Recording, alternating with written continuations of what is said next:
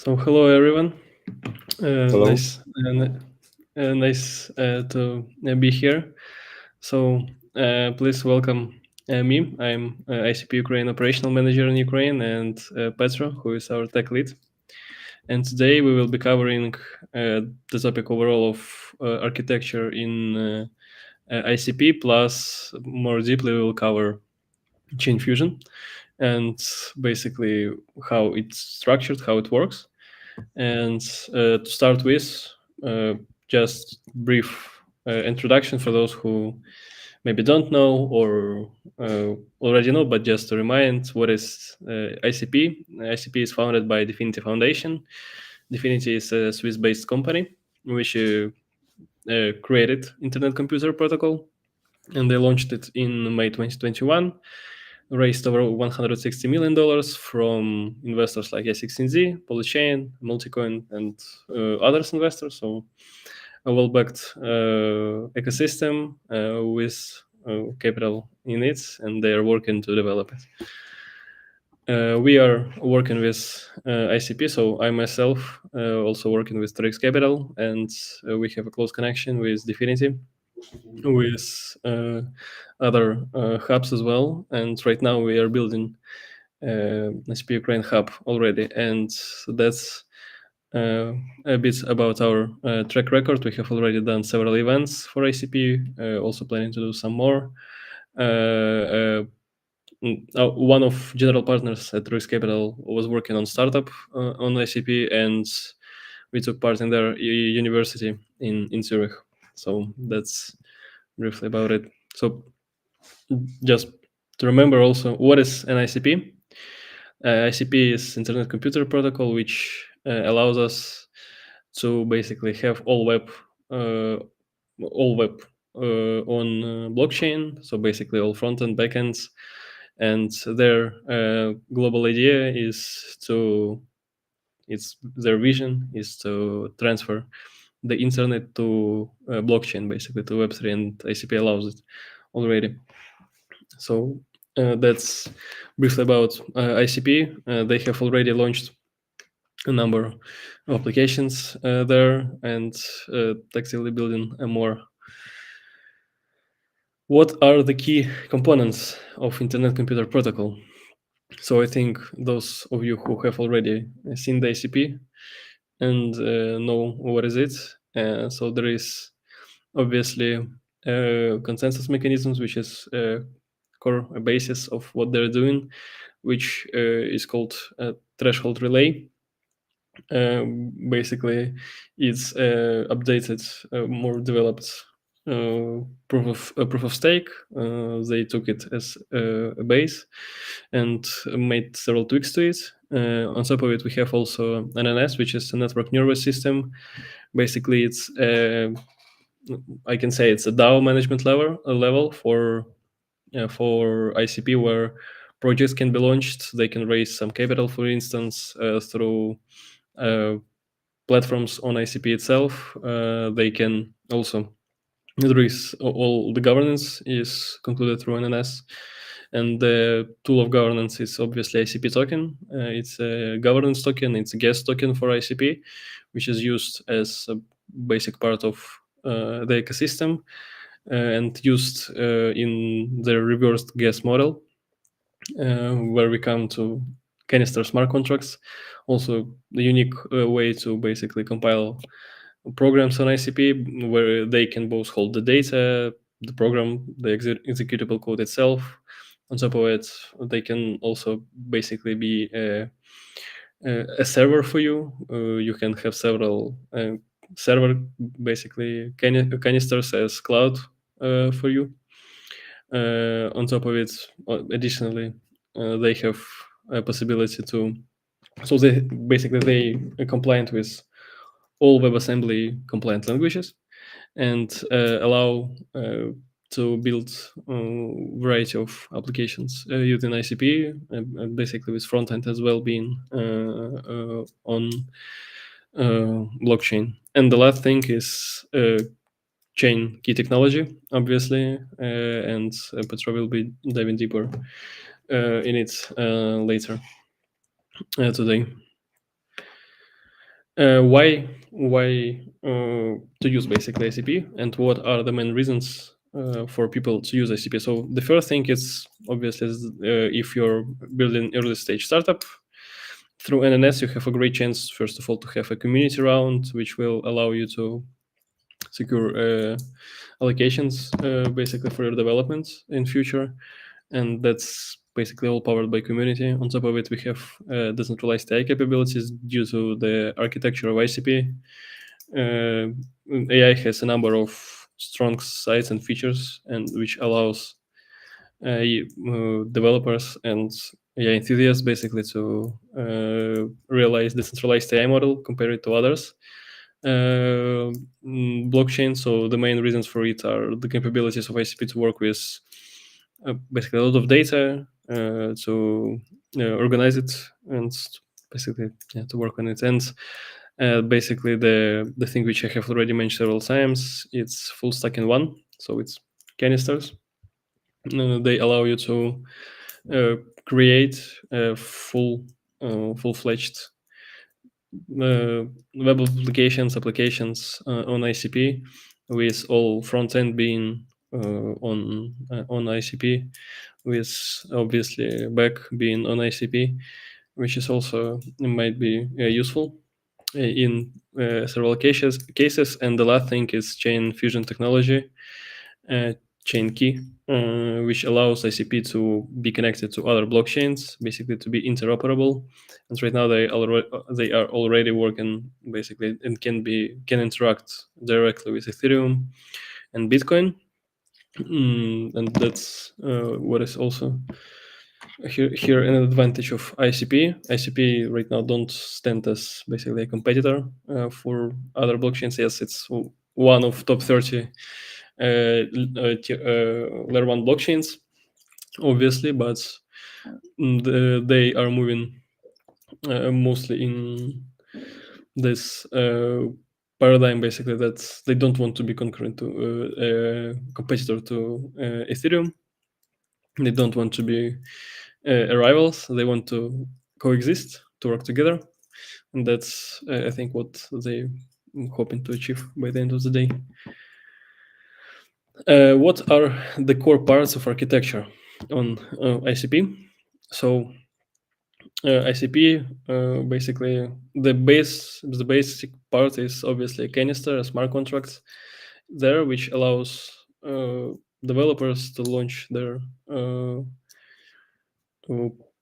basically programs, applications, but it's all divided into so basically there is obviously nodes which should be run to support the internet computer, and basically the thing which is also a bit unique for ICP, that they are the whole basically mainnet is divided in number of subnets in order to optimize some computational tasks, and that allows basically to have this a bit fragmented decentralized structure and to keep all the network decentralized. So that allows basically to ICP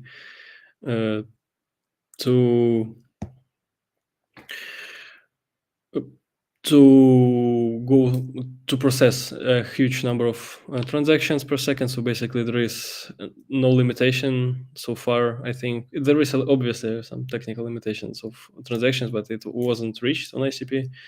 The number of transactions which is usually achieved around 5,000, basically closer to 5,000 transactions per second was, I think, one of the highest what was achieved on ICP at the moment, and they're trying to basically keep it.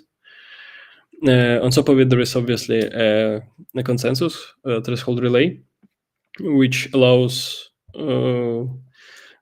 basically, so the threshold relay allows to they use the basis of how it's called. So basically, it's decentralized cryptography through all the network, which allows it to be secure and fast at the same time. without any risks of basically losing the verification data here. How ICP overall work? So just to sum everything up, how everything works from top to bottom. So to start with, obviously we have an architecture which I covered previously, where smart contracts are running, and obviously you need to pay gas to, first of all, incentivize node runners who allow mm, them to network to exist and programs to be run. So there is a reverse gas model which allows first, basically on any other blockchain, usually what we have, users or customers are paying for any action on blockchain. ICP takes another approach. So basically they're really close to traditional and Web2 approach. So basically if you go to website on YouTube, for example, you don't need to pay for hosting, obviously. You just go there and watch some videos. It's fully free for you. Same as for ICP, and the one who pays for hosting and for possibility to run the app is the developer, basically themselves, and that's why they need reverse gas model. So basically, you top up your canister with money for it to be run. It converts into cycle, so basically it's internal currency inside of canisters, which allows them then to reward node runners for each basic action transaction which is made. Obviously, there is some instances when you need to charge your customer with some gas. So there is some parts of basically ecosystem where you need obviously to charge the gas, but some basic actions are basically free for to use in applications. And then we have the tokenomics and the governance, which which allows ICP to be decentralized, and at the same time a lot of community supports can be generated through NNS, and Dfinity is working to make it basically as simple as possible for community to join and to create activity there. And obviously chain key technology, which is the topic of today's workshop, which facilitates secure cross-chain transactions. And I think here, basically, there is already some the description which what's been done. So there is so basically how it on base level of overview works. You have derivatives of Bitcoin or Ethereum on ICP, which called CK-BTC and CK-Ethereum. And basically it's what's being done. ICP as blockchain can be basically wallets and address on other blockchains, and they basically start the transactions. There is no bridging happening of the value, so there is no like pools locked for it. It just goes seamlessly here. So I think Petra right now will tell us more about it, and yeah. Yes, thanks, Slavik. I will continue this topic. So what about Chain Fusion? In short, Chain Fusion enables decentralized communications between blockchains through the ICP. It's using canisters, ICP smart contracts for blockchains like Bitcoin and Ethereum. They can interact securely without relying on centralized bridges. These canisters can sign transactions, manage tokens as BTC, Bitcoin, or Ethereum, and enable seamless interoperability. Also, canisters can offer scalable compute up to 500 gigabytes of on-chain storage, and this feature making them capable of handling large-scale operations Also, they support autonomy. It's one of the main features of this technology, allowing them to schedule tasks independently without external triggers. Through HTTPS calls, canisters can securely interact with external Web2 API and systems, further expanding their integration capabilities.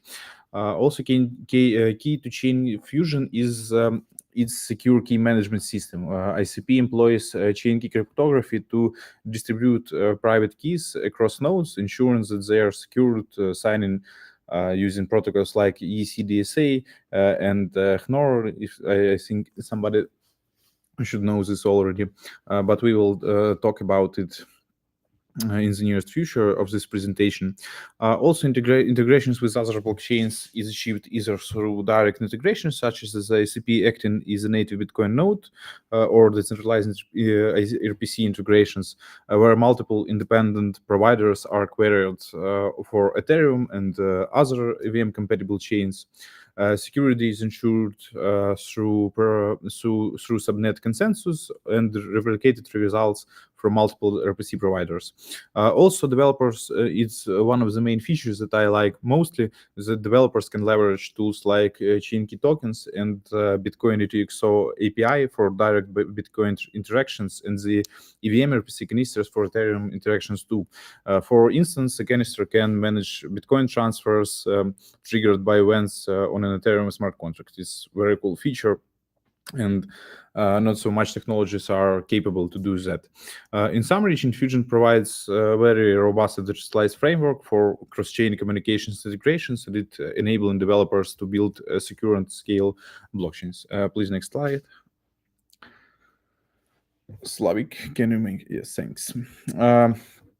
So we can see this one of the main their diagram, where it shows that chain fusion eliminates the need for centralized bridges, enabling smart contracts on ICP to securely hold and manage your BTC or ETH token and other tokens, and developers don't need to migrate decentralized applications. So ICP enhances them with secure cross-chain capabilities, and it's very cool feature. As its core, it has chain key technology. It's using threshold signing protocols like ECDSA and SHOR, as I told already, for secure transaction signing. Also, LCP supports cool on-chain orchestration. So you can automate tasks like Bitcoin payments triggered by Ethereum or cross-chain DAO votes. Also, beyond this, ACP can act as a coprocessor or offloading heavy computations to reduce costs and improve performance. And with HTTPS outcalls, ICP can bridge Web 2 and Web 3, enable decentralized apps to interact with web services, fetch of chain data, or connect something like via digitalized RPC. You can leverage use, as I told, Bitcoin UTXO or something like EVM RPC canisters, and this makes it very seamless and decentralized and efficient. Next, please. Also, it would be very good to assign something like about chain key signatures in the Internet Computer Protocol, because it's using very interesting key derivating system. In the core, ICP has threshold signatures. They provide a secure and decentralized way to handle your cryptographic signing. So something like you can use ECDSA and Schnorr, and this guarantees security during key generation and resharing. The system goes beyond simple signing with a suite of some supporting protocols.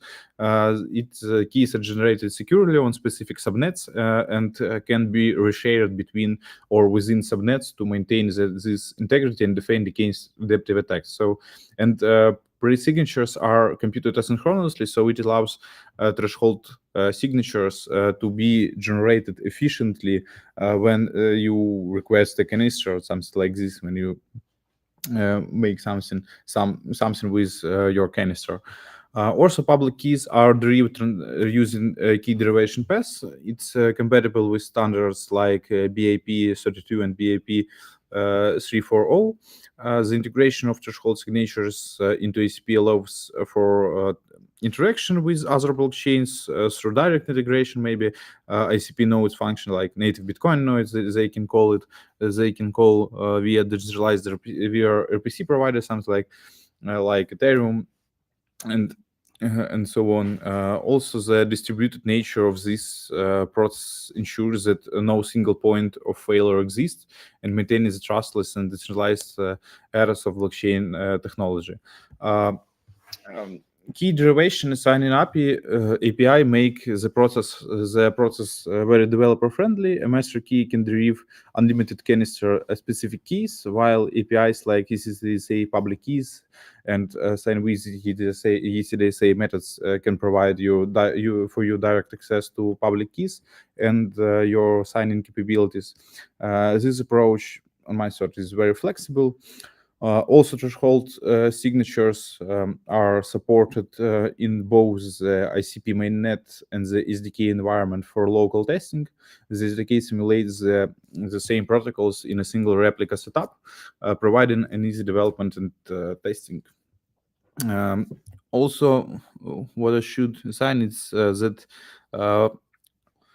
as we have securely distributed keys in this system, it enables us digitalized signing. ICP threshold signature system is very fundamental to cross-chain operations and blockchain communications because it allows developer to build multi-chain applications while maintaining the highly standards of security and decentralization on itself. Next slide, please. Also, it's very important to talk about network integrations, as we have canisters that support scalable compute tasks, and we can set up timers for autonomous task scheduling, like protocol generated randomness for secure, fair operations. And as example, canisters can enable, as I thought, Web2 integrations. So also security in cross-chain operations are maintained through threshold signing, as I told it. Signing protocols like ETH and something like this. Chain Fusion also supports two primary integration method. First is direct integration, such as Bitcoin's enables ICP nodes to act as native Bitcoin nodes through the Bitcoin adapter, allowing trustless communication with the Bitcoin network. Also, you can use decentralized RPC integration, for example, like it used in Ethereum, where it's enabled to interact with EVM compatible chains. And by combining these two, scalable compute and secure storage, Web2 were building that decentralized key management. JFusion provides the infrastructure for secure and efficient cross-chain communications and this overall network integration architecture. Next, please. Also, chain key tokens on the Internet Computer Protocol offer a decentralized and secure alternative for traditional web tokens. Unlike the web tokens, which rely on intermediaries or centralized bridges, chain key are fully decentralized and back one-to-one by the native token, which is held on chain and in an ICP smart contract. So this eliminates the need for trust third party and using ICP chain key cryptography, which including technologies that I told these tokens ensure really high security and transparency. Also, they can be seamlessly swapped, and transactions are offered faster and cheaper than on native blockchains. Chain key tokens adhere to the ICRC token standards, it making them to integrate into wallets, decentralized exchanges, and other decentralized applications. Also, developers can simply interact with this ICRC ledger for a given token without needing to implement specific smart contracts or programming languages. And there are also this technology has strict requirements for chain key tokens to ensure their security and decentralization. They must be true digital twins, so you should allow users to freely convert between native tokens and chain key tokens with transparency. Also, conversions are guaranteed to finalized, even if something is delayed by chain availability. Canisters that manage this token must use chain key signatures to interact with native chains in a decentralized manner and be open source, reproducible, and governed by the decentralized mechanism to new transparency that we need. Currently, ICP supports several chain key tokens. It's including a digital twin of Bitcoin, CK, BTC, digital twin of Ethereum, CK, ETC, and ETH, and CK ERC20 tokens like CK Link and CK USDC.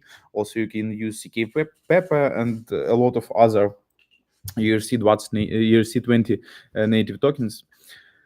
Also, chain key tokens provide for you secure framework for cross-chain token management and enable developers to interact with these assets across blockchains without intermediaries or centralized risks. Next, please. Okay, so as we can see here is the table with supported chains. It has three features. First is authentication. The authentication methods such as signature schemes used to authenticate your transactions. We have available integrations for each chain. And the assets built at the top of the integration, such as chain key tokens. These integrations rely on decentralized interactions. They are facilitated by RPC providers supporting IPv6. And for many chains, Definity team and community has developed specific libraries or canisters to simplify these interactions, like for Bitcoin, because it's directly integrated using threshold ECDSA and ignore signing, allowing native interactions. For Ethereum, it's EVM RPC. And also assets like ETH and ERC20 are implemented using these integrations. But for non-EVM chains such Solana, Cardano, or Polkadot, you can use RPC-based HTTPS out calls. They're used for interactions, and this allow canisters to securely read data and submit transactions for this network. And specific canisters like CK Doogie canister or for Dogecoin provide a tailored solution for certain chains. And each supported chains, it uses its native authentication mechanism to enable integration, like Solana, like EDDSA, Ethereum ECDSA, Bitcoin. Yes, also chain key tokens created through these integrations act as digital twins, as I told already. And for blockchains that are not explicitly listed, compatibility depends on their authentication methods and whether ICP align signing protocols to use in. So you can consult chain-specific documentation to determine support if you want to implement something like maybe Hedera, but Hedera, I think, yes, Hedera is natively supported. Something like maybe VChain or something like this. This framework ensures very decentralized, secure, and scalable integrations across a lot of diverse blockchains network and make ICP very, I think, powerful platform for interoperability. So that's next slide, please. Okay, and also we will talk about decentralized apps. As you can see on this picture, we have a simple diagram for usage of Web2 for decentralized apps. As you can see, you have JS or JS HTML compiled with WebAssembly, which has function call to web canister, which can call something like RPC node on Ethereum or something like this. So you can build swap. You can build not traditional bridge, like you can call from the ICP that's decentralized up to you can call Ethereum. So that's all for my part. Thanks, Slavik. Yes, thanks very much, Petro, for insightful presentation about CK technology, basically on ICP. I think the latest thing which we wanted today to bring up, it's that this. So if you're this Sunday, there is a key blockchain day organized by us.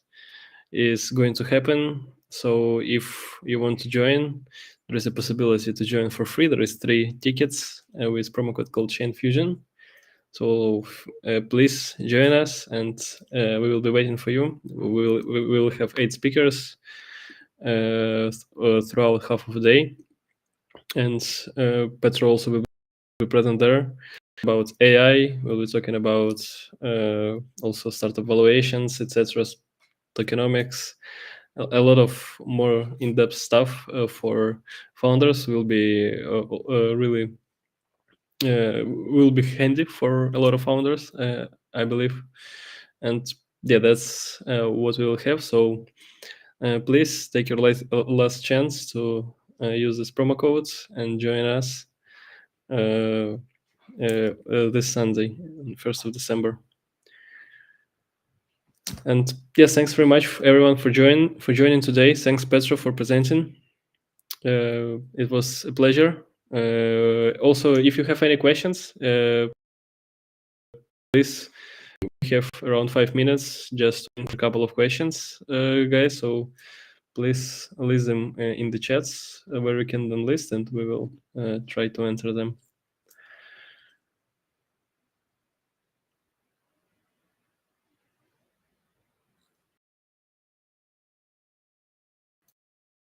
It's already to use the promo code. So please follow our socials. Here you will see all the updates on Key Blockchain, on ICP Ukraine, other events which are planned.